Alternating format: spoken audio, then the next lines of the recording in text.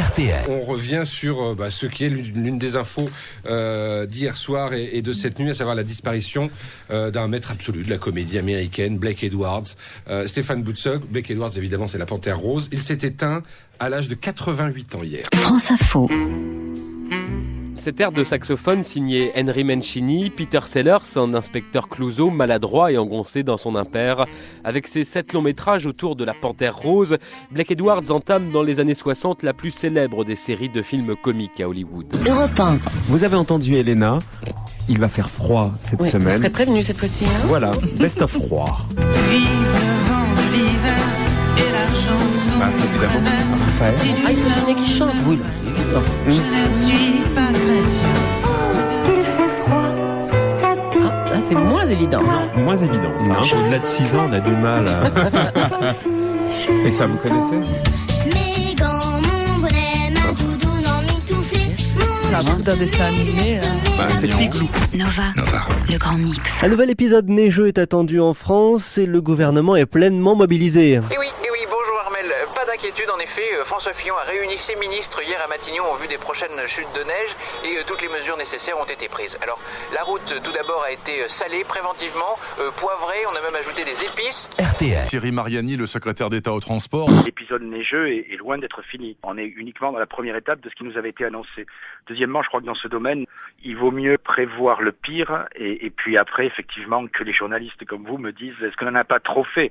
Le gouvernement a voulu prendre toutes les précautions possibles pour faire en sorte que ces événements ne se reproduisent plus. Là, par là, vous entendez, l'armée est mobilisée, les soldats ont commencé à déneiger les routes avant même la tombée des premiers flocons, en prévention.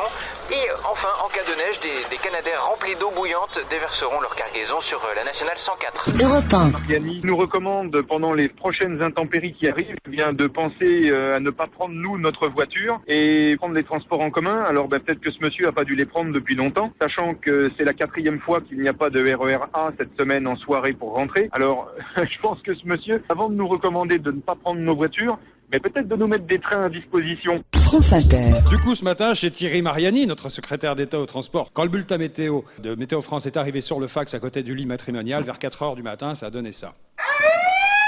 Nom de Dieu, c'est l'alarme! Debout, Moumoune, la tempête arrive, faut sauver Paris! Mais comment ça, faut sauver Paris? Mais lève-toi, mon Dieu, fais chauffer la bouilloire! Je dois dégager le périph' avant que Fillon se réveille, sinon je suis mort, tu m'entends, je suis mort! RMC. Inès de la Fressange. Le débat du moment en France, écoutez, Kenza, converti intégralement voilé. Moi, je reste sur ma position. Ça fait 10 ans que je le porte. La France m'a donné le droit de porter un vêtement que je choisis. Que la loi passe, je resterai avec mon niqab.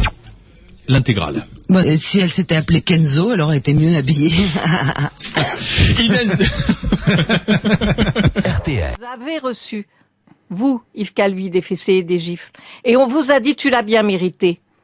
Je peux pas dire que j'étais trop traumatisé par ça, mais Oui, voilà. Vous pensez que vous n'êtes c'est moi, pas... voilà. Mais si je me aujourd'hui... voile, je me cache la vérité à moi-même, donc. C'est-à-dire que si aujourd'hui vous n'êtes pas le grand patron d'RTL, c'est peut-être parce que vous avez l'idée, parce que ça effondre l'ambition et l'estime de soi. Bon, alors je vais essayer de restaurer restaurer on mon... n'ose plus demander un avancement, on n'ose plus demander une augmentation, parce que tu vas t'en prendre une.